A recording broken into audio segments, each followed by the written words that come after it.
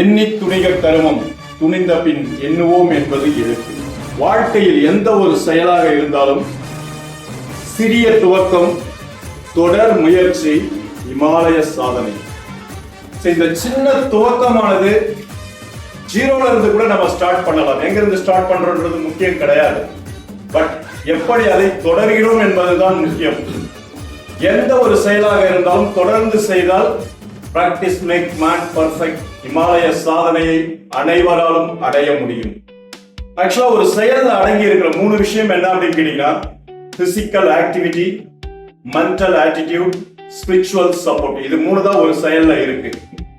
Physical activity, தெய்வத்தால் ஆகாதெனினும் முயற்சிதன் மெய்வருத்த கூலி தரும். உங்களுடைய பிசிக்கல் ஆக்டிவிட்டி பாத்தீங்கன்னா பண்ணிட்டே இருந்தீங்கன்னா நிச்சயமா அதுக்கு ஒரு பலன் இன்று இல்லை என்றாலும் என்றாவது ஒரு நாள் கிடைக்கும். நான் அடிக்கடி சொல்றது உண்டு, ஒரு முயற்சி செய்யும் பொழுது 2 விஷயம் கிடைக்கும். ஒன்று தோல்வி, ஆனால் இன்னொரு விஷயம் பாத்தீங்கன்னா நமக்கான அனுபவம்.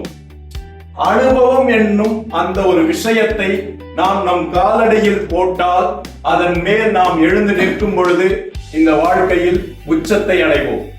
அப்போ பிசிக்கல் ஆக்டிவிட்டி ரொம்ப ரொம்ப முக்கியம். பிசிக்கல் ஆக்டிவிட்டி எப்ப பாத்தீங்கன்னா குறைஞ்சா பரவாயில்ல அப்படின்னு கேட்டீங்கன்னா, எப்போ உங்களோட மென்டல் ஆட்டிடியூட நீங்க பாத்தீங்கன்னா சரியான முறையில டியூன் பண்ணி வைக்கிறீங்களோ அப்போ பிசிக்கல் ஆக்டிவிட்டிக்கு பெருசா அவசியம் இருக்காது.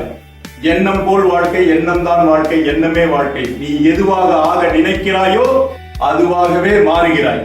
மென்டல் ஆட்டிடியூட் ரொம்ப ரொம்ப முக்கியம். பிசிக்கல் ஆக்டிவிட்டி குறைஞ்சிரும். அதுக்கு அடுத்த ஸ்டேஜ் ஸ்பிரிச்சுவல் சப்போர்ட். அவனின்றி அணுவும் அசைவதில்லை. எப்போ பாத்தீங்கன்னா இறைவனுடைய அருள் கிடைக்குதோ, அதுதான் நிறைய பேர் நம்ம சொல்லுவோம். அவன் மட்டும் ஒண்ணுமே செய்ய மாட்டான், படிக்கவே மாட்டான், ஆனா அவன் தான் ஃபர்ஸ்ட் ரேங்க் எடுக்கிறான். நான் மாங்குன நைட்டும் பகலமா படிக்கிறான், ஆனா மார்க் எடுக்க முடியல. காரணம் என்ன அப்படின்னு கேட்டீங்கன்னா, மென்டல் ஆட்டிடியூட் எப்ப டியூன் ஆகுதோ அப்ப இறைவனுடைய அருள் உங்களுக்குள்ள பாத்தீங்கன்னா இருக்கு. அப்படி இல்லைன்னா இந்த மாதிரி சொல்லலாம், உங்களுக்குள் இருக்கின்ற இறை ஆற்றல் உங்களை வழிநடத்த ஆரம்பிக்கும் அப்படின்றத புரிஞ்சுக்கீங்க. ஃபைனலா ஒரு விஷயத்தை ஒரு சின்ன கதை மூலமா புரிய வைக்கிறேன்.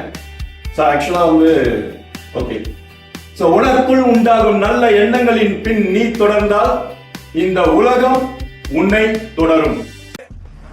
எண்ணி துணிக கருமம் துணிந்த பின் எண்ணுவோம் என்பது இழக்கு. வாய்ப்புக்கு நன்றி.